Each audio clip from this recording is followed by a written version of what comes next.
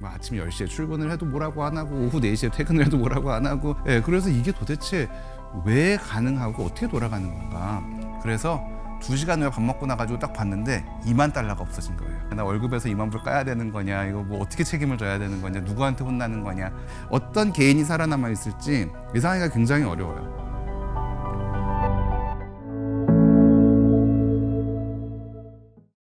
이 프로그램은 자연의 건강을 전하는 우메켄 제공입니다.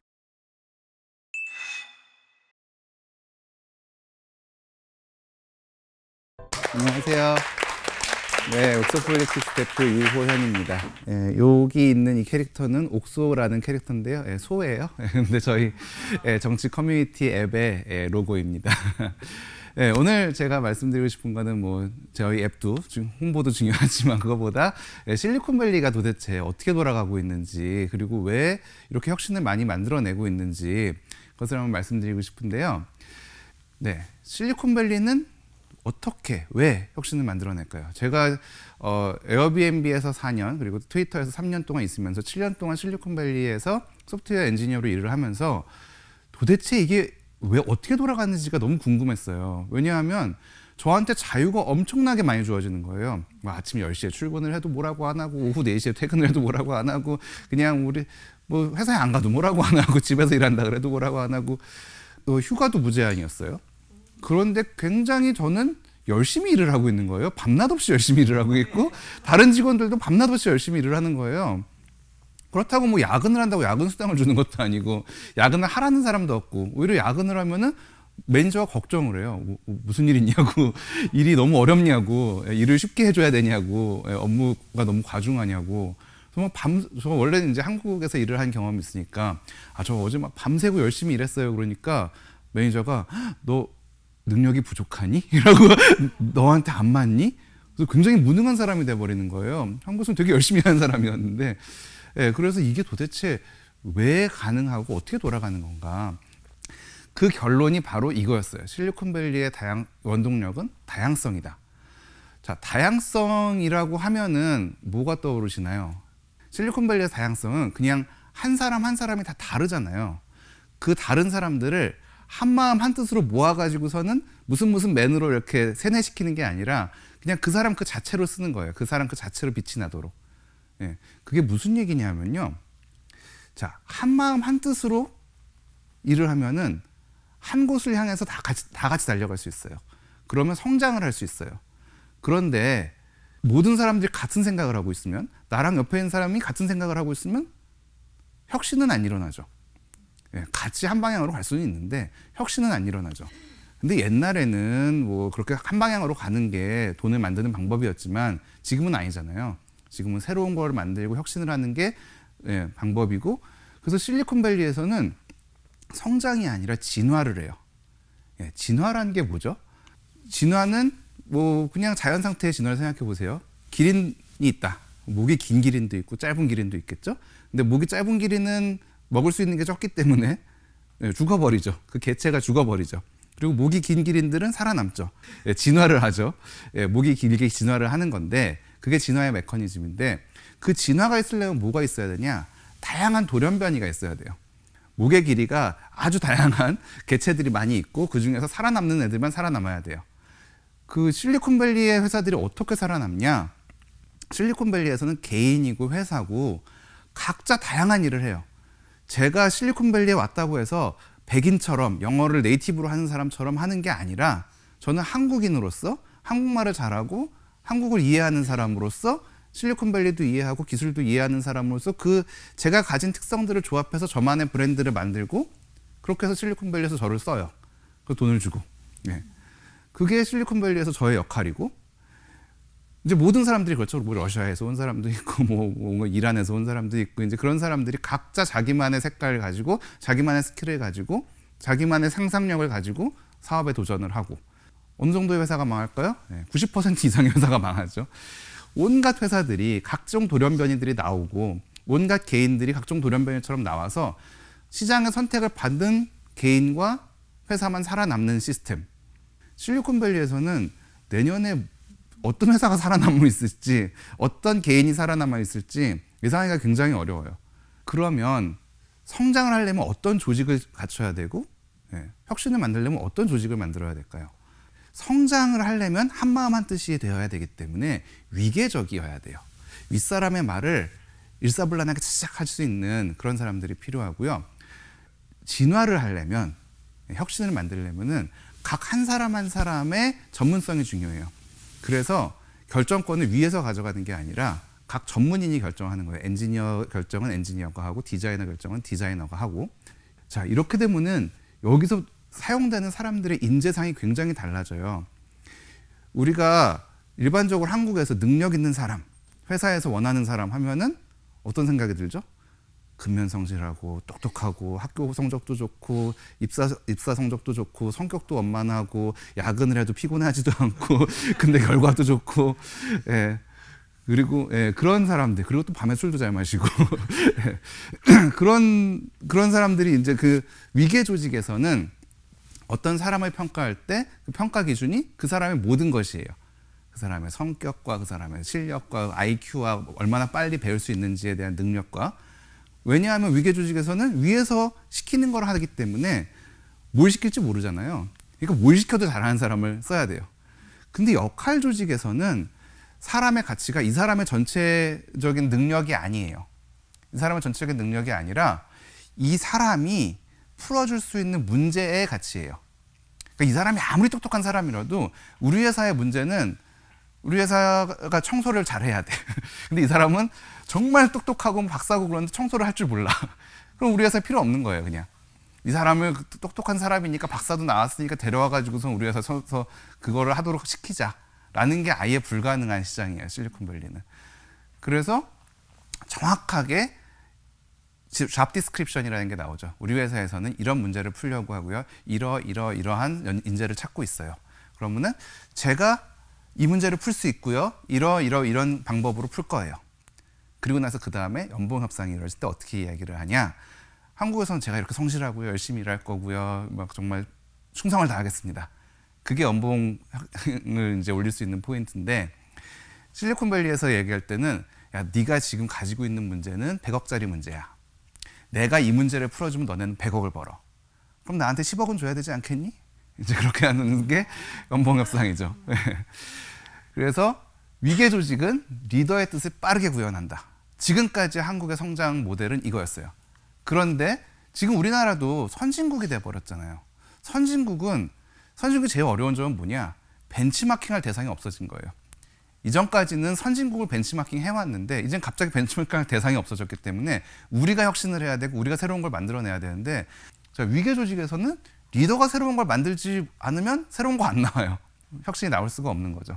근데 각 전문가에게 역할을 결정권을 부여하면 AI 전문가가 AI 이렇게 해야 된다 그러면 아 그래요? 그러면 가야겠네요. 이제 그렇게 되는 거죠.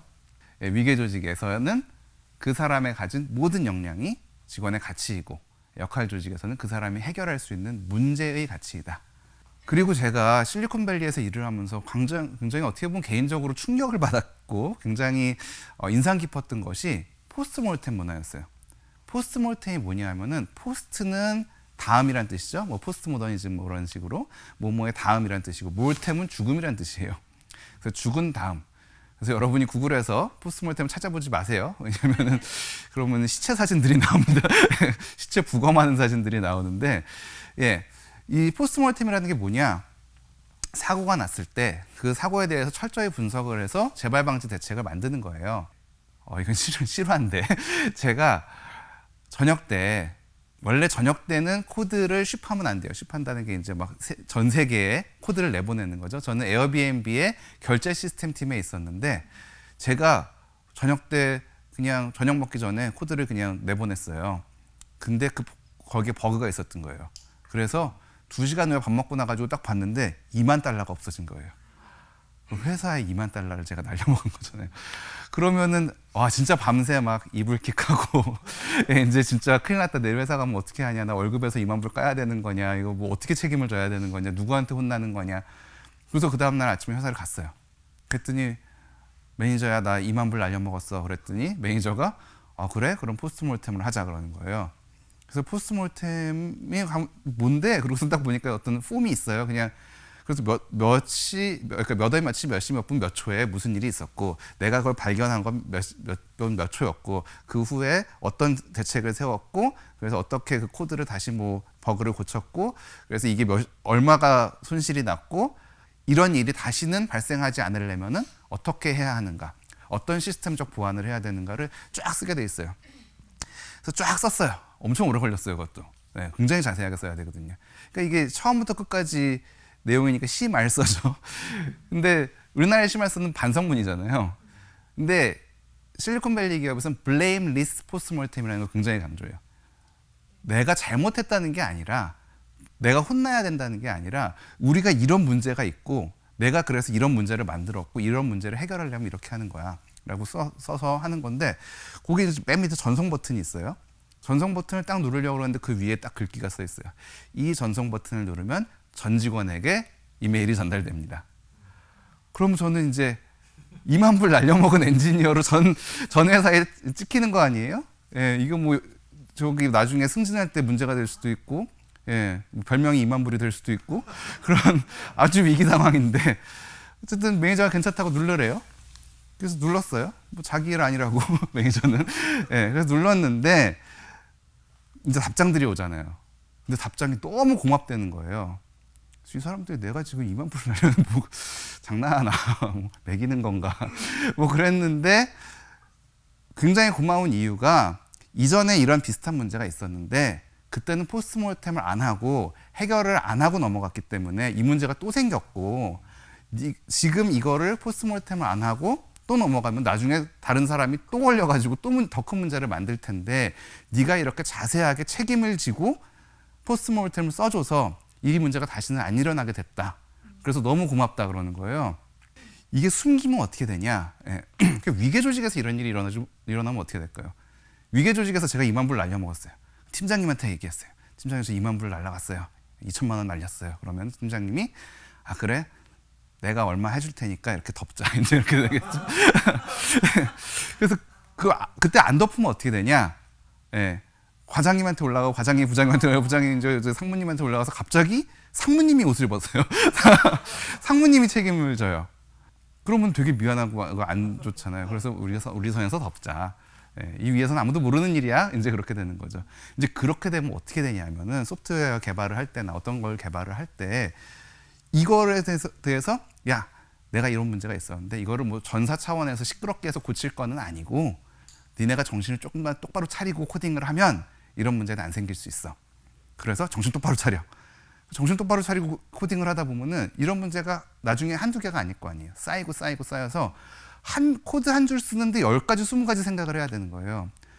그러면은 코드는 점점점 느리게 쓰게 되죠. 근데 실리콘밸리에서는 내가 별 생각 없이 코드를 써도 그 시스템이 다 잡아줘요. 테스트가 자동으로 쫙 해가지고선 잡아줘요. 이전에 사람들이 쓴 테스트들로 인해서 유닛 테스트라 그러는데 그걸 다 잡아주기 때문에 굉장히 빠르게 코드를 쓸 수 있는 거예요. 그렇게 실수를 완전히 봉합하고 넘어가는 거. 그러니까 길이 있는데 길이 막 이제 막 파이고 막 그랬어요. 그래서 파이고 그래서 누가 넘어졌어요. 그랬을 때 길이 파인 걸 메꿔야지. 그 넘어진 사람한테 야 정신 똑바로 차리고 달려라고 하면은 이제 그 뒤에 이제 여러 사람들이 넘어지는 거죠 거기에. 예. 그래서 이런 실리콘밸리는 이렇게 실수를 통해서도 배우고, 근데 그럴 수밖에 없는 이유도 있어요. 아까 말씀드린 다양성. 별의별 사람들이 다 오거든요. 뭐 일본 사람들, 중국 사람들, 뭐지 이란 사람들, 인도 사람들, 진짜 러시아 사람들, 별의별 사람들이 다 와서 일을 하다 보니까 이 사람들이 무슨 실수를 할지도 모르고 무슨 일을 할지 모르는 거예요. 그러다 보니까 완전히 방어를 하는 거죠. 그 실수에 대해서. 시스템적으로 방어를 하기 때문에 더 이상 실수가 안 일어나게 되고, 그럼 점점점 코드의 속도는 빨라지고, 그렇게 해서 또 혁신의 속도도 빨라지는 거죠. 그래서 실리콘밸리에서는 이렇게 다양성에 기반을 해서 운영이 되고 진화를 하기 때문에 내일을 예측할 수 없어요. 우리 페이스북의 앱이, 뭐 인스타그램이 내년에 어떻게 생겼을지는 아무도 모르잖아요. 그래서 실리콘밸리는 어떤 정부가 뭐 리드를 해서 하는 것도 아니고, 굉장히 뛰어난 뭐 테크 리더십이 있는 것도 아니고, 그냥 각자 새로운 시도를 하는 거예요. 근데 핵심은 새로운 시도를 했을 때 나에게 떨어지는 보상이 어마어마하게 커요. 왜냐하면은 회사가 뭔가 해서 성공을 했어요.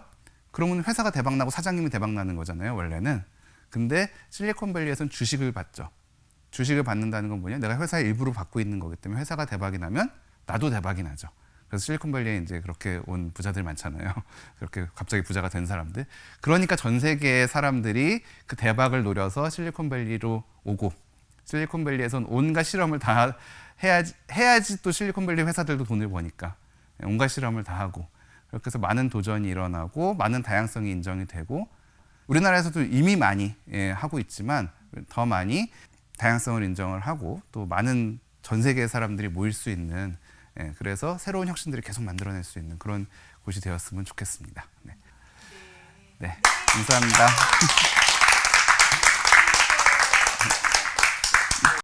이 프로그램은 자연의 건강을 전하는 우메켄 제공이었습니다.